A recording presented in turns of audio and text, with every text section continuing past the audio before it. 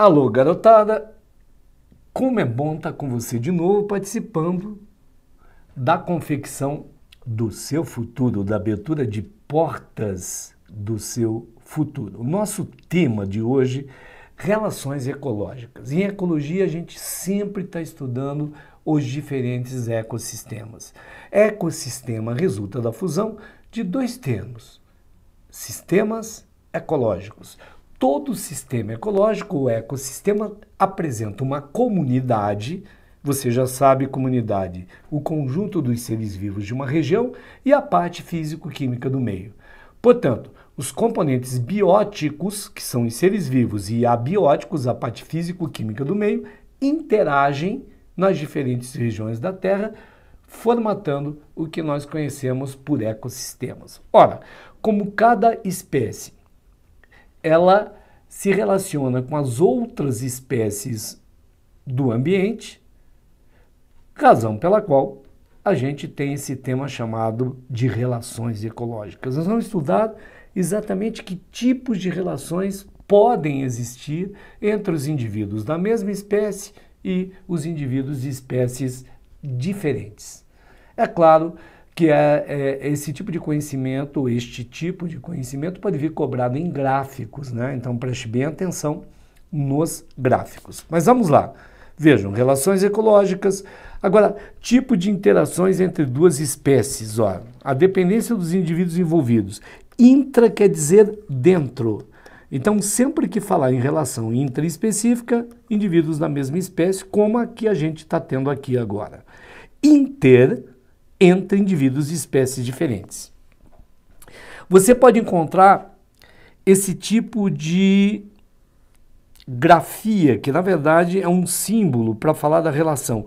Sempre que tiver um zero, significa que ninguém está ganhando e ninguém está perdendo. Sempre que tiver mais, aquela espécie está ganhando com a relação. E menos, ela está perdendo. Então, ou a relação é indiferente, ou alguém ganha, ou alguém perde. É claro que normalmente se alguém ganha, alguém perde. Ou se alguém perde é porque alguém ganha. Mas a gente pode encontrar relações, os dois ganhando, ou até, durante pouco tempo, os dois perdendo. Por isso, normalmente os símbolos são estes. As duas espécies saem ganhando, a relação é positiva para as duas. Aqui, a relação é positiva para uma e negativa para outra. Aqui, eventualmente, as duas saem perdendo, ou, de repente, ela é positiva para um e indiferente para outra. Pode aparecer também esse símbolo, né? Positiva para uma e indiferente para outra.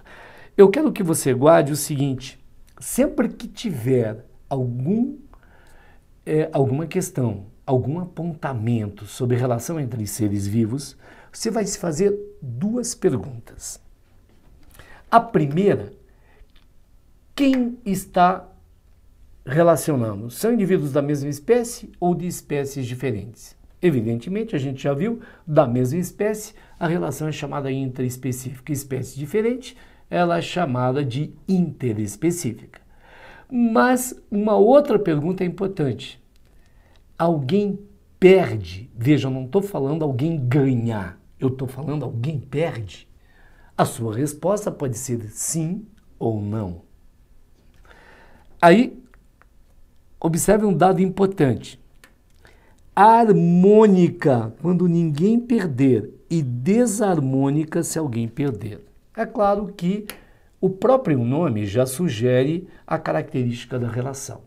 Então, lembra bem, duas perguntas básicas. Primeiro, quem está se relacionando? Os indivíduos são... Para ter relação tem que ter pelo menos dois, né? São ou não são da mesma espécie? Aí você já define se a relação é intraespecífica ou interespecífica. Segunda pergunta, alguém perde? Não, ninguém perde. Relação harmônica. Ah, alguém perde. Então, a relação é desarmônica. Observa, interações negativas tendem a predominar em comunidades pioneiras. Quando a gente estuda sucessão ecológica, a gente aprende que os primeiros seres que aparecem são os seres pioneiros, ou até quando em condições de ambientes perturbados, né? Então a seleção natural neutraliza e ó, uma alta mortalidade. O desenvolvimento de ecossistemas, ó, qual é a tendência para simbiose? Simbiose é qualquer relação, né? Então, tende a uma relação positiva. Ela faz o quê? Melhora a sobrevivência das espécies que estão se relacionando, né? Então, tipos de interação entre duas espécies. Ó, associações recentes ou novas têm maior probabilidade de desenvolver interações negativas do que as associações mais antigas. É o que a gente concluiu do que viu em A e B. Tudo bem? Mas o que eu acabei de falar é um map, né? São algumas informações um pouquinho além. O que obrigatoriamente você tem que saber? Que eu tenho 2 critérios iniciais em função das 2 perguntas. Primeiro, quem está se relacionando e segundo, alguém perde? Com isso eu tenho 4 opções. Porque você imagina, eu posso ter relações intraespecíficas, tanto harmônicas quanto desarmônicas. E posso ter relações interespecíficas, tanto harmônicas quanto desarmônicas. Amigo, o que você vai ter que fazer agora? Você vai ter que entender quais são as principais relações, tanto harmônicas quanto desarmônicas, daquelas intra ou interespecíficas. Por isso a gente vai começar com as harmônicas, tá? Harmônica, então já sabe que ninguém sai perdendo. Primeiro, as colônias. Você vai ter que diferenciar colônia de sociedade, tá? Então, é rápido. Colônias acontecem em seres mais inferiores. A gente tem colônia de bactérias, colônias de esponjas, colônias de quinidários.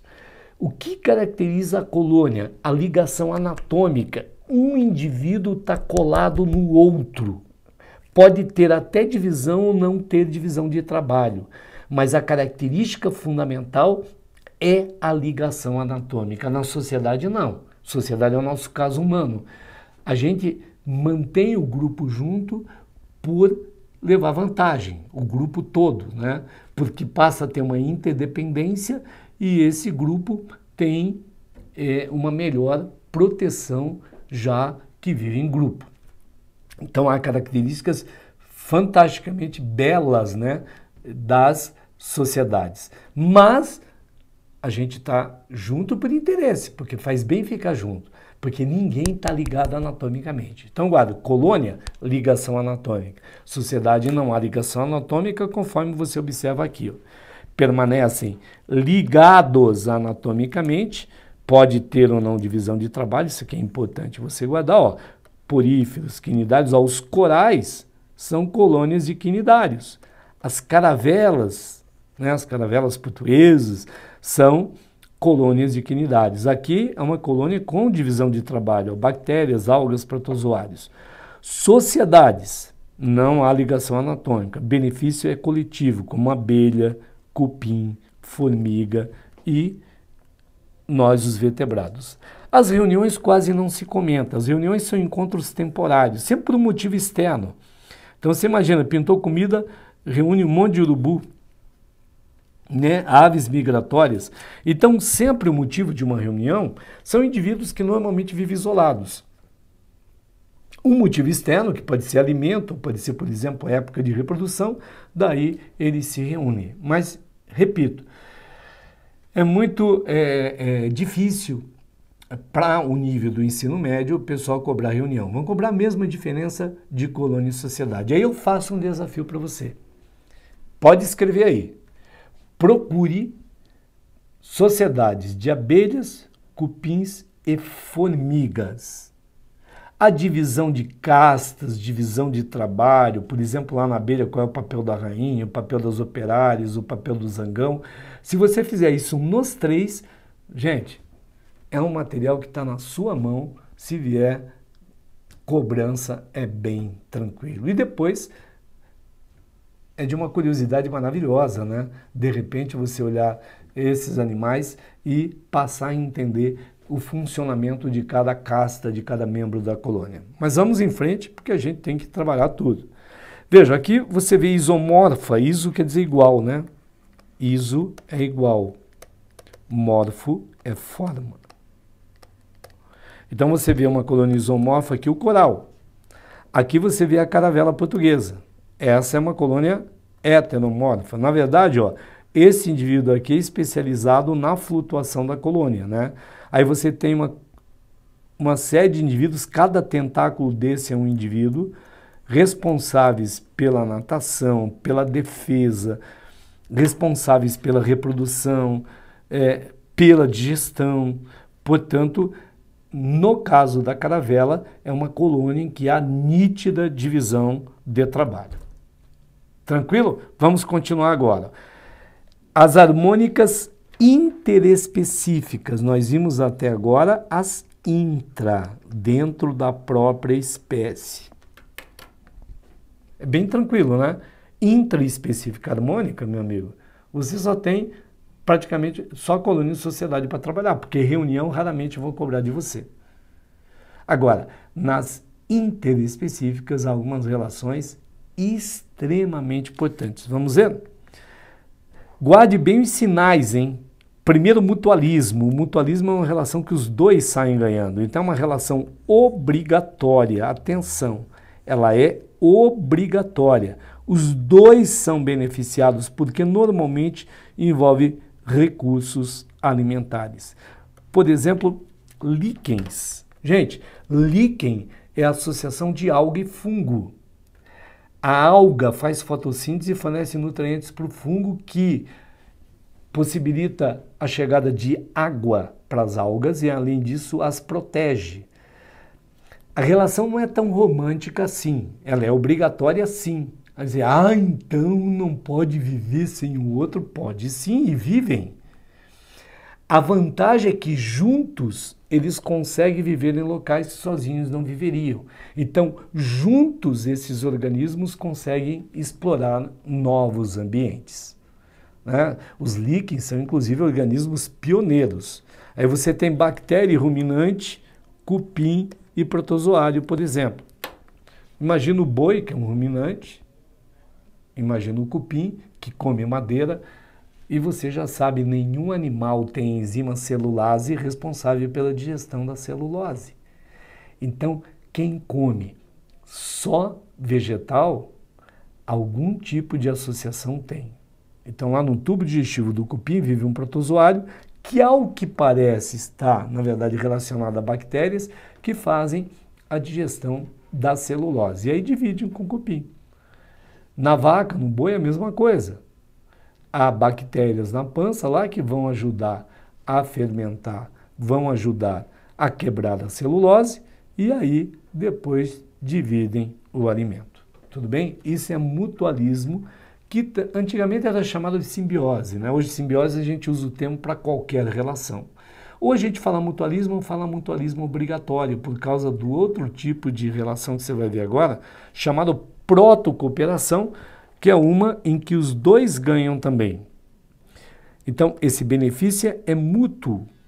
Tem gente que chama de protocooperação ou mutualismo não obrigatório. Então, se você ler algum texto que fala em mutualismo não obrigatório, está falando da protocooperação.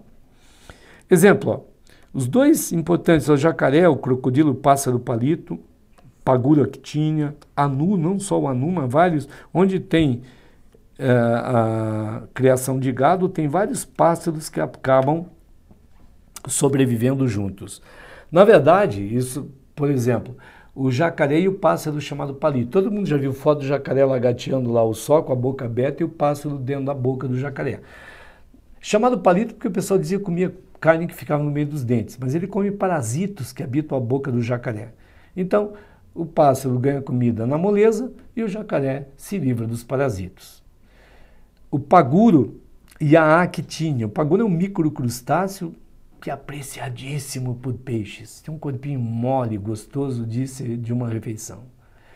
E a actínia é uma anêmona, é um quinidário que tem tentáculos, é fixo e tem veneno. Então, o que é que esses seres fazem? O paguro é um microcrustáceo que entra numa concha vazia e põe as actínias sobre a concha. E elas acabam protegendo o paguro do assédio de peixes, de polvo, de animais que são seus predadores. Você mas o que é que a actínia ganha? A anêmona ganha uma viagem pelo oceano, então uma facilidade de encontrar comida e de encontrar mais oxigênio. Tudo bem? Nós temos também o anu e o gado. Você vê, às vezes tem carrapato, tem berne no lombo do gado, esses pássaros vão lá, comem, livram o bicho do parasito e ganham comida de graça. A gente tem garopa, por exemplo, peixes como a garopa, que tem parasitos nas brânquias. No caso da garopa, ela para onde tem um grupo de camarões, eles entram na brânquia e comem todos os parasitos. Você imagina, o camarão ganha comida de graça, porque a garopa vai até ele, e a garopa sai com a brânquia novinha, limpinha. Veja que beleza a gente conhecer esse tipo de interação que tem entre os diferentes seres vivos no planeta.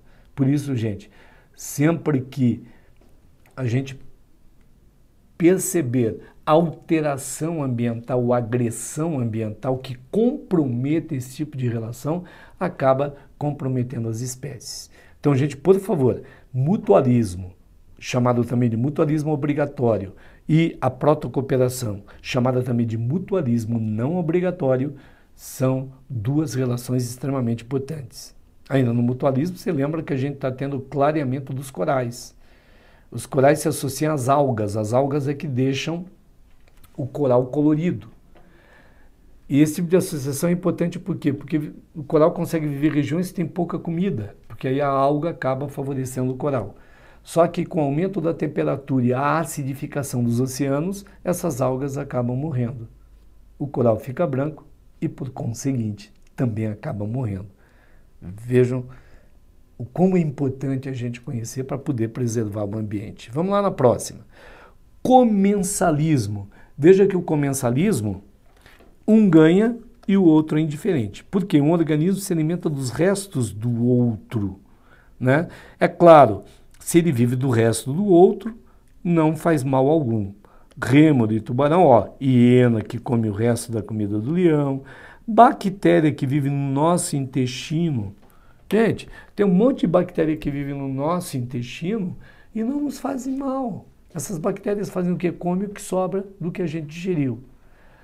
A rêmora é um peixe que tem uma ventosinha, você já viu com certeza em filmes, tem tubarão, até na baleia, que ela fixa no corpo desses animais. Então ganha carona. E aí o que sobrar da comida elas comem. Então elas se alimentam dos restos do outro. Quem se alimenta do resto do outro é um comensal. Agora, continuando, ó, inquilinismo. Inquilino é aquele que mora na casa do outro. O inquilino ganha e o outro é indiferente, tá? Então, um organismo se abriga no corpo do outro, claro, sem causar mal algum. É o caso do Fierasfer e a Ulutúria. Fierasfer é chamado de peixe-agulha. A Ulutúria é o pepino do mar.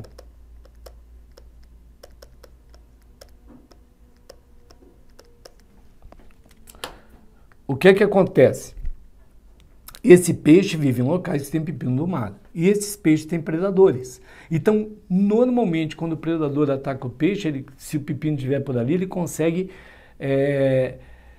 se proteger no interior do corpo do pepino. Na verdade, ele entra anos adentro do pepino do mar, se esconde lá no intestino, agora que ficar mais calminho, ele consegue sair. Então, ele habita o corpo do outro. E nós temos dois exemplos que são as orquídeas e as bromélias.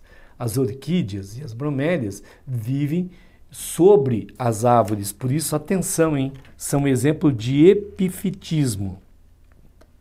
Epi quer dizer sobre e fito quer dizer vegetal. Então, que vive sobre um outro vegetal.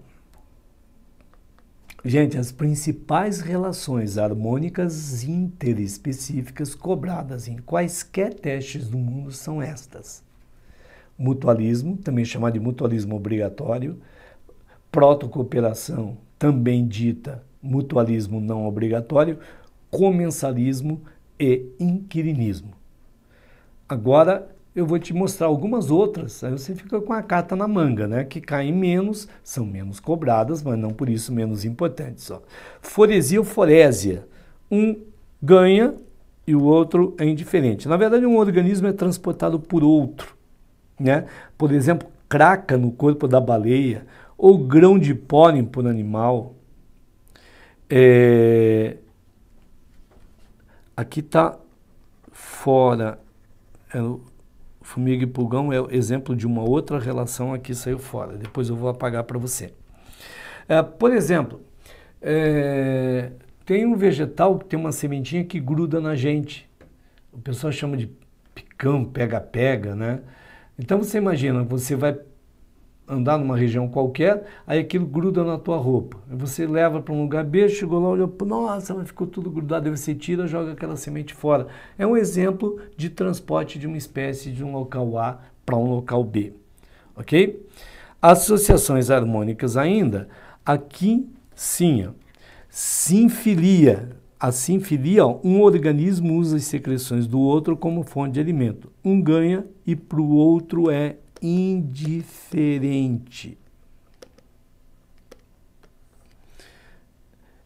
Esse é o caso do pulgão e da formiga. O pulgão parasita plantas e se alimenta da seiva elaborada que é açucarada, e as formigas adoram. Então elas levam o pulgão até o formigueiro, ou mantém lá, cuidam bem dele, e enche o pulgão de comida. Porque aí ele absorve e come tanta seiva elaborada que ele elimina as fezes com secreções açucaradas e às vezes até ele elimina através dos poros gotículas açucaradas. E as formigas aí adoram. Só que um dado vou te chamar a atenção. Antigamente, essa relação da formiga com o pulmão era chamada de esclavagismo. Diziam que a formiga escravizava o pulgão. Hoje a gente sabe que não, que se o pulgão quiser ir embora, ela vai lá atrás mais. Então, muita gente na atualidade chama de sinfilia, pode ter um ou outro ainda que vai chamar de esclavagismo, você fica atento ao texto, ok? Vamos em frente. As desarmônicas interespecíficas agora as que fazem mal. Essa aqui é quentíssima, o predatismo. Sempre uma relação violenta. Um animal, ó, mata e se alimenta de outro, ataca violentamente, mata um indivíduo de outra espécie para dele servir de alimento. Então sempre tem a imagem do predador e a figura da presa. Então, ó, leão, predador, tigre, cobra, gavião, tamanduá são vários predadores diferentes. Uma espécie de predatismo de vegetal a gente chama de herbivorismo, quando os animais vão lá devoram ou parte ou a planta inteira. Então aqui a gente tem roedores, ruminantes, né? Nós temos os herbívoros aí praticando herbivorismo.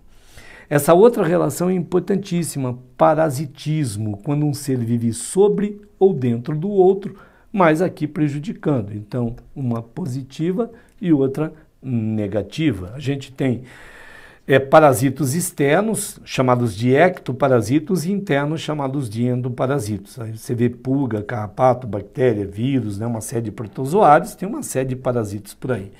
Amensalismo ou antibiose. O indivíduo libera substâncias que impedem o desenvolvimento de outro. Então temos, onde tem muito pinheiro e eucalipto, outras plantas não desenvolvem. Ou fungos e bactérias. Gente, tome cuidado nessa relação com fungo e bactéria. Por quê? Porque quando o Fleming descobriu que tinha um fungo do gênero Penicillium que secretava uma substância que matava a bactéria, ele isolou a penicilina e está aí o primeiro antibiótico. Gente, o fungo produz uma substância que mata a bactéria, não deixa a bactéria desenvolver. Como é o nome da relação? Antibiose. Por isso, esse tipo de produto se chamou antibiótico. E antibiótico, cuidado, é contra bactéria, não é contra nenhum outro tipo de organismo. Por fim, o que eu já te chamei a atenção, o esclavagismo, quando uma espécie escraviza a outra. Existem formigas que roubam larvas do formigueiro de outras espécies de formigas e depois obrigam as coitadinhas a fazer o trabalho pesado. Portanto, é um esclavagismo, uma escravidão. Só tome cuidado aquele exemplo do pulgão. Os autores modernos preferem chamar de sinfilia, no entanto, muitos ainda usavam como exemplo de esclavagismo. Amigo, aqui você tem um gráfico para analisar. Então, eu vou te dar as dicas de como você analisa gráfico de relação de seres vivos. Exceto o predatismo, nas outras virão dois gráficos. Eles vai colocar que a espécie A e B estão juntas. No outro gráfico, as espécies A e B estão separadas. O que você vai ver? O desempenho das duas quando estiverem juntas e das duas quando estiverem separadas. Você até pode imaginar você pegar um gráfico e sobrepor no outro. Porque aí você pode ver, as duas espécies juntas têm um desempenho X. Quando elas separam, as duas definham. Então eu sei que é uma relação obrigatória, as duas precisam uma da outra, aí você deduz o que é. As duas quando estão juntas têm o desempenho X. Quando eu separo, uma delas define, a outra mantém igual. Então é uma relação que é benéfica para um, para outra é indiferente.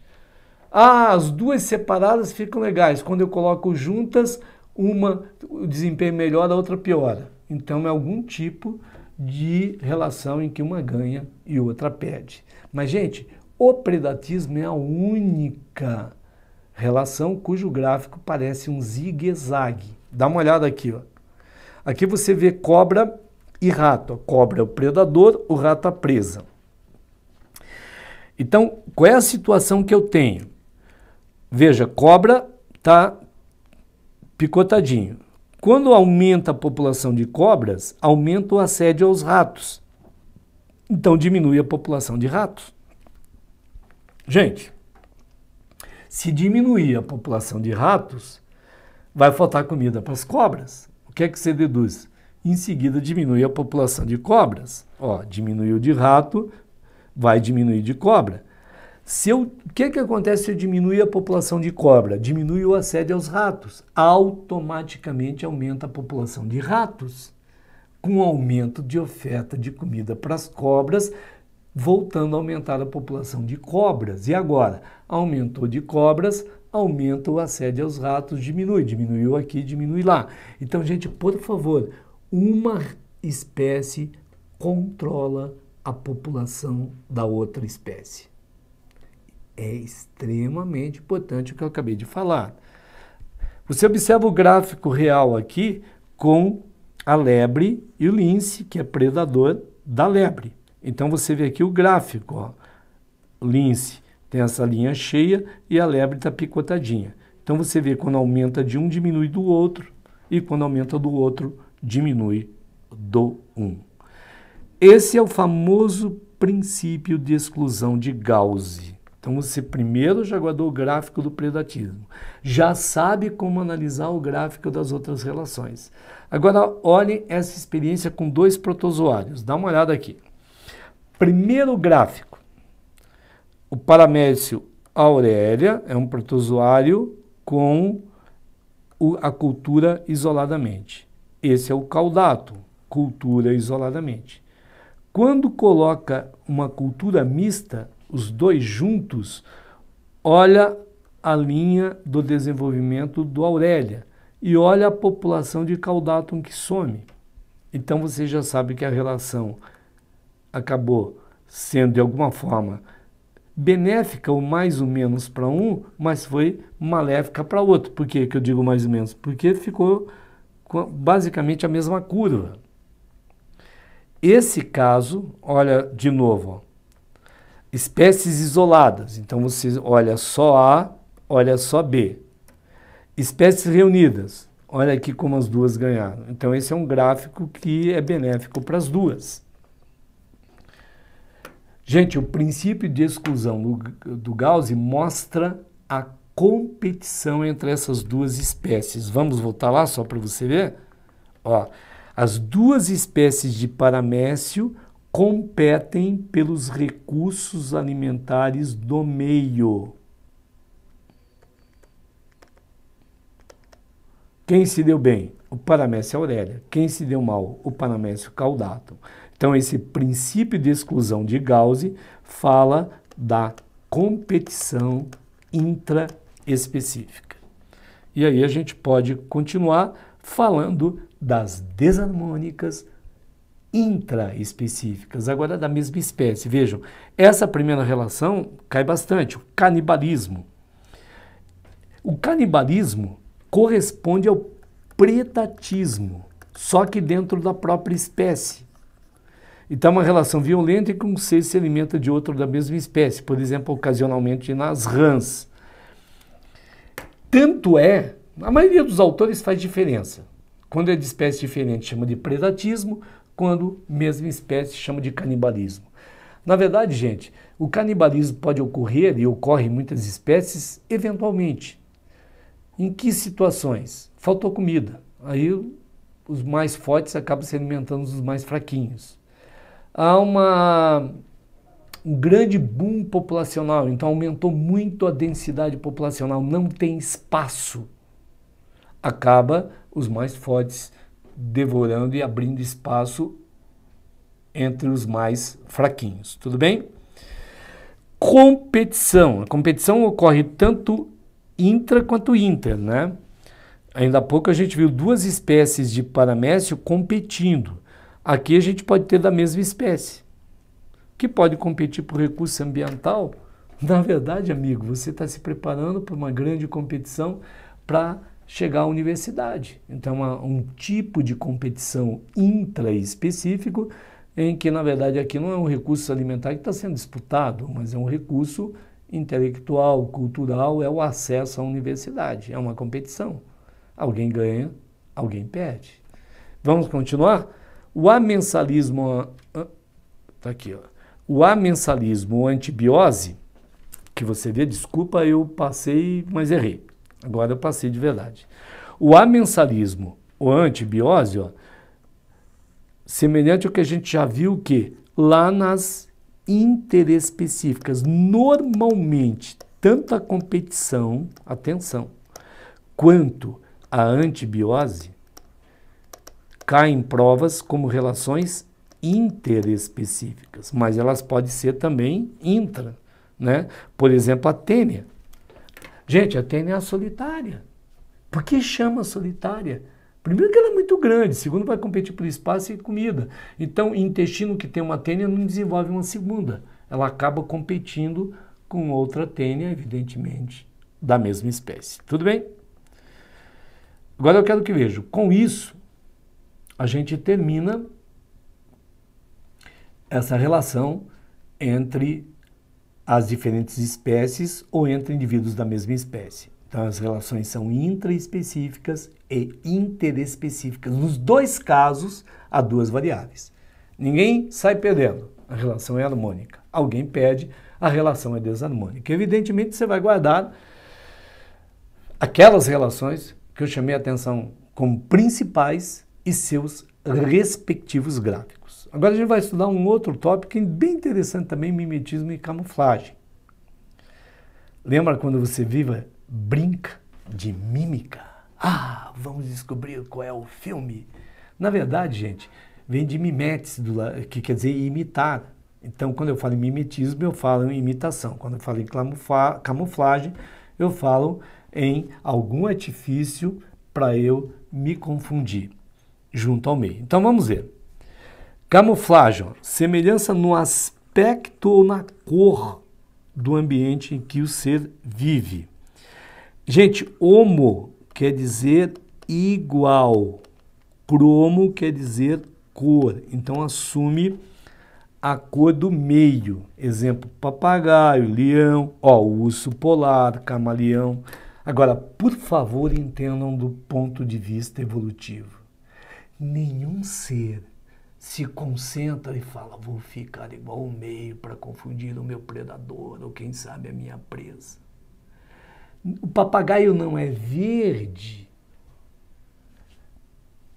por viver na floresta. por ser verde e viveu na floresta, se deu bem. Porque acaba confundindo junto à floresta.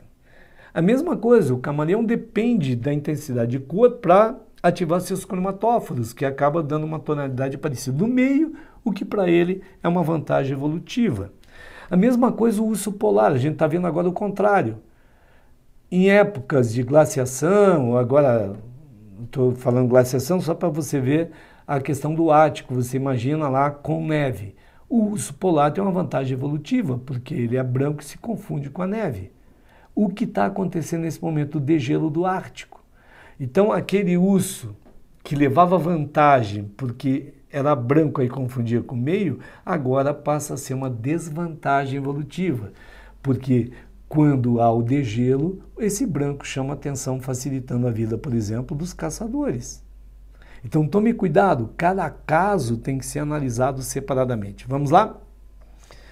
Ali você tem as imagens aí do camaleão, do urso, do próprio polvo, né? Depois a gente tem homotipia. Tipo é forma, né? Então, assemelha-se ao aspecto do meio. Então, esses insetos como o bicho-pau, se você olhar o bicho-pau, aqui tem um, aqui tem outro, pousadinho no galho. Só que como eles têm a cor de um graveto seco, você diz, mas se eu ficar lá olhando, eu descubro. Só que você está estudando comigo e vai lá prestar atenção para ver se encontra. Agora você imagina um predador, não vai encontrar fácil, ele está paradinho ali no galho, não vai chamar a atenção. Então acaba sendo uma vantagem bastante evolutiva. Portanto, eu tenho a camuflagem imitando ou a cor do meio, ou de um objeto do meio, ou a forma do meio, ou de algum objeto do meio. Tudo bem? Em seguida, a gente tem o mimetismo. Então, semelhança de um indivíduo com outro de outra espécie. A gente tem dois, o batesiano, foi desenvolvido por um indivíduo chamado Charles Bates, que diz que um ser se parece com outro venenoso ou mais forte ou de sabor desagradável. Por exemplo, mariposa com coruja, falsa coral com coral verdadeira. Aqui tem um pequeno equívoco, mas vai cair como exemplo. Todo mundo diz que a falsa coral, quando está em perigo, assume a cor, inclusive prepara para dar o bote, imitando a coral verdadeira. E que aí ela acaba se mandando porque ela não é burra. Mas, gente, a falsa coral também tem veneno. A diferença é que a outra tem a presa na parte anterior da boca e essa tem na parte posterior da boca. Então, se alguém tem a presa na parte de trás da boca, ela teria que abocanhar toda a presa para inocular a sua presa inoculadora de veneno, o que é muito difícil. Mas, acaba a gente fazendo uma mentirinha. A falsa coral deve morrer de raiva, né? Porque além de não ter eficiência da verdadeira, a gente ainda mente sobre ela. Coruja, você vai encontrar, sempre contar uma coruja com uma mariposa, você lembra que a mariposa, algumas mariposas têm um desenho na asa, quando elas estão paradinhas, que de longe parece o olho de uma coruja. Então, aquela ave, por exemplo, que é predadora da mariposa, ao passar pelo meio, ela pode confundir e achar que é uma coruja, e não vai se meter a besta com a coruja. Tudo bem? Esse é o batesiano. Aqui você vê a mariposa, você vê a falsa coral e você até vê peixe, né? Que acaba confundindo com outros peixes que são mais agradáveis daí para o predador. O milleriano, gente, isso aqui é importante. Esse indivíduo que descreveu, chamado Charles Miller, viveu em Santa Catarina na época do Darwin. Ele procure informações sobre ele. Viveu em Blumenau, lá na cidade de Blumenau. Quem visitar, não só pela Oktober, você pode ir à casa do Charles Miller. Respeitadíssimo pelo Darwin, tinha uma correspondência muito fecunda com Darwin.